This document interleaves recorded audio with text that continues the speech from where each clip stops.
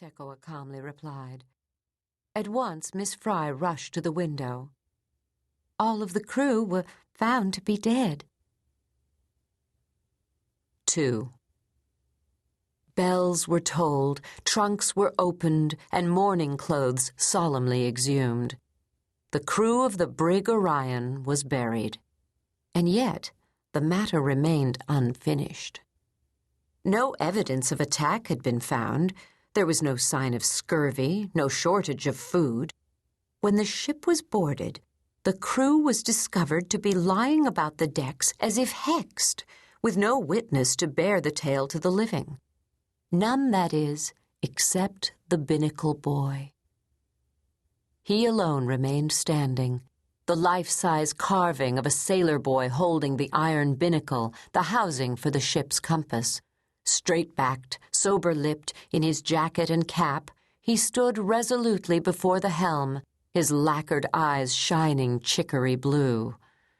And after the ship's sails had been furled and her cargo of molasses unloaded, the binnacle boy was laid in a wagon and, like the 17 sailors before him, slowly borne up the road to the top of the cliff upon which New Bethany stood.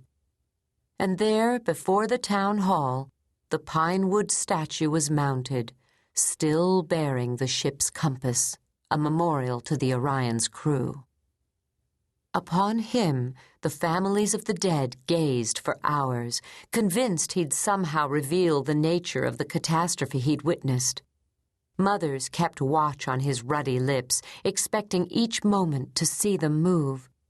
Fathers stared into his painted eyes, waiting to catch them in the act of blinking. Children cocked their ears to the wind as it moaned eerily over the boy, and believed they heard the sound of his voice. Yet the binnacle boy clung to his secret. The mystery of the Orion remained, and gradually, as the summer progressed, those who stood and awaited the boy's words were replaced by those who'd come instead to leave him with secrets of their own, knowing his steadfast lips to be sealed. At first it was children who took up the practice. After whispering into his chiseled ear, they ran off, or studied his stout-hearted features as if expecting a nod of acknowledgement. Soon their elders took after them, and before long the binnacle boy became the repository for all that couldn't be safely spoken aloud in New Bethany. Lovers opened their hearts to him, hurrying figures sought him out in the night. Those who felt their lives running out entrusted him with their final confessions. It was one of these last, a long-winded farmer whom Miss Fry was observing from her parlor one morning, when she noticed 3 women with parasols filing down the walk toward her door. "Tekoa," she addressed her helper, "I believe we have company." The brass door knocker sounded 3 times. Tekoa set down her feather duster, opened the door, and showed into the parlor Miss Bunch, Miss Mayhew, and Mrs. Stiggins.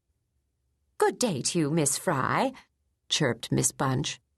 Without asking, she plopped herself down on a chair, a trespass that drew a stare from her hostess. Affirming her sovereign powers, Miss Fry regally motioned the others to be seated. "It's some time since you've been seen about," said Miss Bunch, "so we decided to come on our own." She dabbed at the sweat on her brow with a handkerchief, adjusted her bonnet, and opened her fan. "To express our condolences, that is, about your son Ethan." "Indeed," said Miss Mayhew. "You're very kind," replied Miss Fry. She noted that, like herself, Mrs. Stiggins was attired in a black morning dress. "I believe that your Ethan and my Jeroboam were dear companions," Mrs. Stiggins spoke up. "Aye, and full of mischief as well." "All boys be apprenticed to the devil," said Miss Fry. Tekoa entered with a pitcher of cider. "And tell me, child," Miss Bunch addressed her, "how does your sister Sarah progress?" "She's able to open her mouth, ma'am, and eat, but she's weak still and refuses to speak to a soul." "Truly now," Miss Bunch lamented. "Come, child, sit down and visit with us." Tekoa turned her eyes toward her mistress, who was glaring across at Miss Bunch in dismay. "If you're fully caught up with your work," said Miss Fry, "you may take a chair, Tekoa, and join us." The girl found herself a seat in the corner. In the midst of the conversation, Miss Bunch noticed Tekoa looking out the window. She touched the girl's shoulder. "What do you see, child?" "Excuse me, ma'am. Nothing of importance, ma'am." "Nothing?" Miss Bunch lowered her voice. "You were eyeing the binnacle boy, I warrant, watching the ones that speak in his ear, same as I'd be doing myself if I knew the trick of reading lips." She glanced at Miss Mayhew, and the two traded smiles. "In truth, I was watching the swallows, ma'am." "Swallows?" Miss Bunch commenced to chuckle.